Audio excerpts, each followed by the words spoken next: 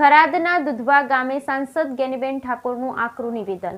લોકસભામાં ચૂંટણીમાં કેટલાક અધિકારીઓની કામગીરી શંકાસ્પદ। થરાદના પીએસઆઈ સીપી ચૌધરી પર ખુલ્લા આક્ષેપ। પીએસઆઈ ભાજપના એજન્ટ બની લોકસભામાં કામગીરી કરી રાજકારણના શોખ હોય તો રાજીનામું આપી પ્રજાની સેવા કરે। સત્તાનું સમીકરણ બદલાય ત્યારે આવા અધિકારીઓની સાથે દિશાના વાયરા વાય। પ્રજાના પૈસા નોકરી કરતા અધિકારીઓ સાનમાં સમજી જવું જોઈએ। ગેનીબેને બિન ડાયરેક્ટ કટાક્ષ કરતા કહ્યું કે તમારા આકાશ હાથમાં કાયમી નહીં હોય। સમગ્ર નિવેદન હાલ સોશિયલ મીડિયામાં ખૂબ જ વાયરલ થઈ રહ્યું છે। બ્યુરો રિપોર્ટ ભરત ઠક્કર, ડીસા, બનાસકાંઠા।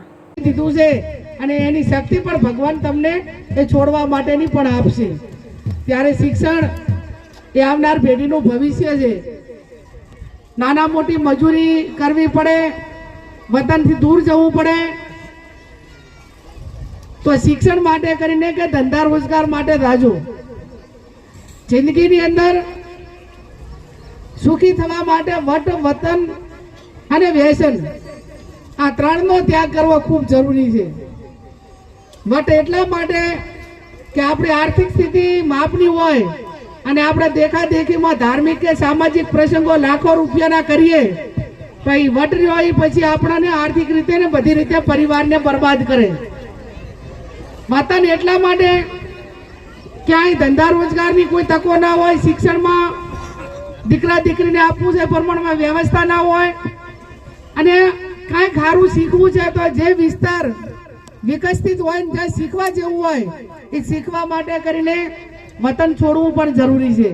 અને વ્યસનની તો મેં તમને વાત કરી એમ કે જેને ઘરે વ્યસન હોય એ પરિવારની હાલતો આપણે જોઈ છે, બધા કોઈ પણ પ્રકારનું હોય, અને વ્યસન કરવા વાળા તો બરબાદ હોય જ એ પરિવાર, પણ તમે જોજો વેચવા વાળો પણ બરબાદ થશે। ભલે ઘડીક રાજી થાય કે મને દારૂમાં આટલા મળે, પેટીએ નફેણમાં આટલા મળે, ડોડામાં આટલા મળે, ગુટકાઓમાં આટલા મળે, પણ સેવટિયા કાંઈ જ ના હોય। એટલા માટે કે ઘણા પરિવારો બરબાદ કરીને ભગવાન કોઈથી આપણે સુખી થવા દે નહીં।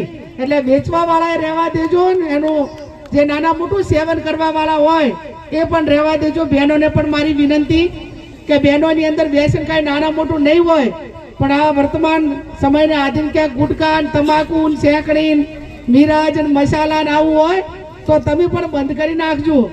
જેમ કે પુરુષો કરતા પણ ક્યાંક નાના મોટું મહિલાઓમાં વ્યસન હોય તો આવનાર પેઢી કમજોર, કુપોષિત અને એક સક્ષમ પેઢી આપણે જે તૈયાર કરવાની છે એની જવાબદારી માતૃશક્તિની છે।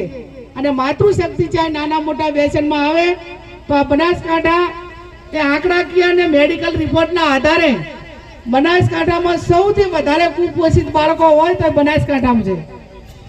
અને એનું કારણ છે નાની ઉંમરે લગ્ન,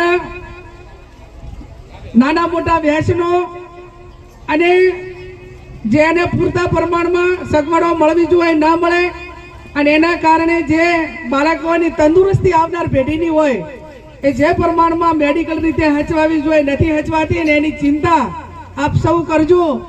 એટલા માટે કહું છું કે આજે 25-30 વર્ષ પહેલા, 35-40 વર્ષ પહેલા આપણી બેન દીકરીઓ હોય, આપણા બધા જ પરિવારો હોય તો એ બધાની ડિલિવરીઓ ઘરે થતી, આજ નથી થતી, એ ઘરે અને દવાખાને જવું પડે, બાળકોને પેટીઓમાં કાચનામ રાખવા પડે, અને એનું કોઈ કારણ અમે કીધું નાના મોટી બધીઓ જવાબદાર છે। અને જવાબદારી આવનાર પેઢીની, તંદુરસ્ત પેઢીની જવાબદારી આપ સૌની છે। એટલે શિક્ષણ, સંસ્કાર, વ્યસનો આ બધું જ જે પ્રમાણે એને ત્યજવાનું હોય ત્યજવું પડે ને જ્યાં મેળવવાનું હોય મેળવવું પડે, એ વર્તમાન સમયની માંગ છે।